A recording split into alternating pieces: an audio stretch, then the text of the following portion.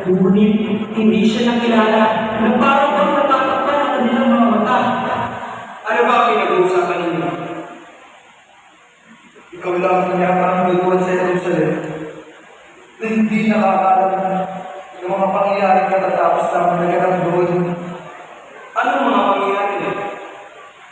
Bukod kay Jesus, isang kaganahan, isang propetang mga pangyarihan sa salita at gawa. Sinamdan siya at nakatulang mamatay at siya ay pinako sa puso.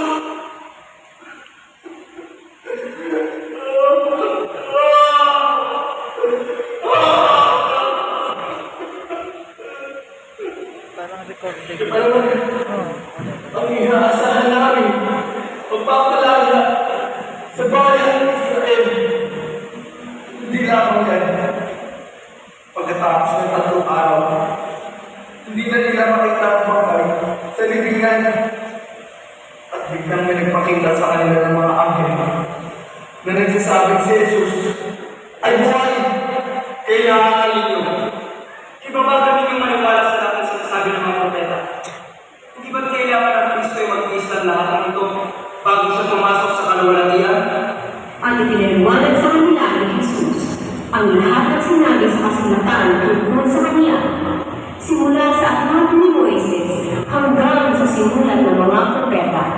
Nang umidilim na, niyaya nila si Jesus na tumulong sa kanila. Nang siya'y kasama nila, siya'y bumukod ng tinapay at nagpasalamat sa Diyos. Pagkatapos, pinagpirapir sa iyon at ibinigay sa kanila. Noon, nabuksan ang kanilang mga mata at nakilala nila si Jesus. Subalit, bigla siyang nawala sa kanilang paningin. Totoo bang nakikita natin? Ang Panginoon ang nasarap natin. Hala! Hala! Buhay ang Panginoon! Halika! At magbibigatan tayo! Nasaan ang Panginoon? Nagda akong parang wala ang Panginoon. Pero nabuhay siya muli. Kaya pala nag-aalab ang ating mga puso habang tayo kinakausap na sa daan at pinagiliwanag sa ating mga kasulatan. Halika at bumalik tayo sa Jerusalem upang sabihin ang magandang balita na buhay ang Panginoon